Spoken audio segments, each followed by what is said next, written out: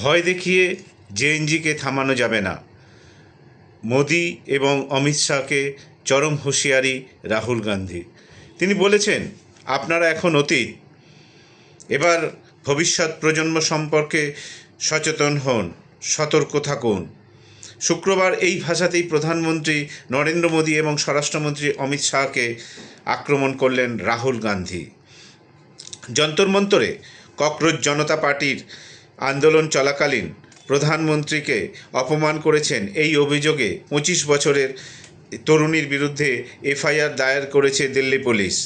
সেই পদক্ষেপ নিয়েই সরব হয়েছেন রাহুল গান্ধী। তার অভিযোগ, মামলার ভয় দেখিয়ে মোদী সরকার জেএনজিকে চুপ করিয়ে দিতে চাইছে, কিন্তু আপনারা প্রথমে ওদের হাড় ভাঙলেন, এখন আপনারা ওদের বিরুদ্ধেই এফআইআর দায়ের করছেন, সোশ্যাল মিডিয়ায় অ্যাকাউন্ট বন্ধ করে দিচ্ছেন। আপনারা এখন অতীত, তাই ভারতের ভবিষ্যতের প্রতি আপনি কেমন আচরণ করছেন সে ব্যাপারে সতর্ক হন। সিজেপির দেওয়া শর্ত মেনে নিট আন্দোলনে অংশগ্রহণকারীদের বিরুদ্ধে দায়ের হওয়া সমস্ত মামলা তুলে নিয়েছে কেন্দ্র।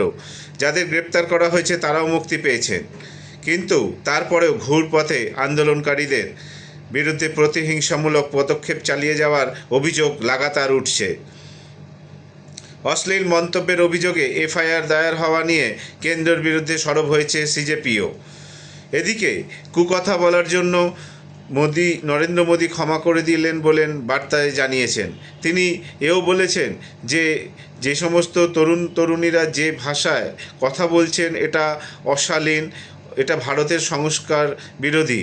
যেহেতু তারা তরুণ প্রজন্ম, তাদেরকে তিনি ক্ষমা করলেন এবং তিনি এও বলেছেন যে আমি তো ভারতেরই অংশ এবং তোমাদের অংশ, তাই তোমাদের এই অন্যায়কে আমি ক্ষমা করলাম বলে তিনি সোশ্যাল মিডিয়ায় জানিয়েছেন।